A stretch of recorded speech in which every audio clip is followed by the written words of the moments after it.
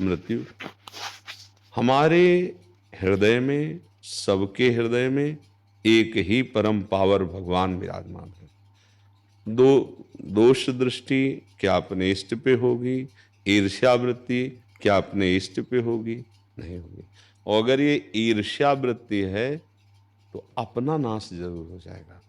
नाश का तात्पर्य होता है सतमार्ग से भ्रष्ट हो जाना, शरीर पर आसक्त होकर बुरे आचरण कर लेना। इस सृष्टि का एक क्रम है, एक सिद्धांत है। अगर हम किसी को देखते हैं कामी है तो आप लिख लो, आपके अंदर ऐसा काम जागृत होगा कि आप भ्रष्ट हो जाएंगे। आपने देखा है चोर है, आप लिख लो, कुछ ही दिनों में देख लेना आपके अंदर चोर वृत्ति आ जाएगी। क्योंकि अगर वो छोटी रूप में ना होती, तुम्हें बड़ा रूप दिखाई दे रहा है, छोटी रूप में ना होती, चिंगारी रूप में, तो आपको दिखाई नहीं देता। अपने अंदर वो बात होती है तो हम दूसरों के अंदर देखते हैं। यदि ये ईर्ष्या, ये मात्सर्य, मात्सर्य मतलब मेरे से आगे बढ़ा जा रहा है, या दोष दर्शन, तो किसी भी तरह से परमार्थ की तो बात जाने दो, व्यवहार में भी आप सुख चैन से नहीं रह सकते। क्योंकि बेमतलब आप जलते रहोगे।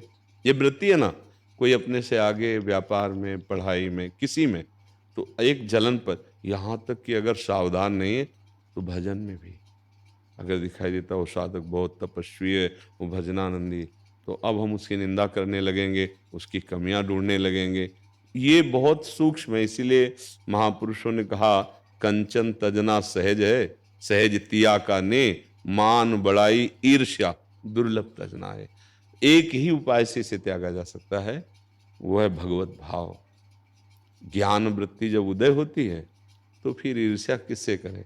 जैसे एक कांच के महल में विविध प्रकार का कांच हो, कांच का भी, शीशे का भी अलग, कोई बड़ा विस्तार रूप दिखाई देता है, कोई टेढ़ा मेढ़ा ऐसे, और हमारे ही वो सब रूप हैं। अब वो कौन प्यारा होगा और कौन घृणास्पद होगा?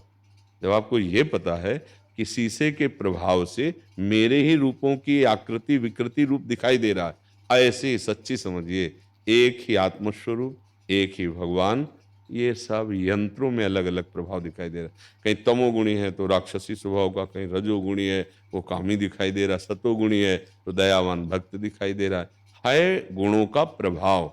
लेकिन वो जो अंदर है वो निर्विकार है, चेतन अमल सहज सुख राशि।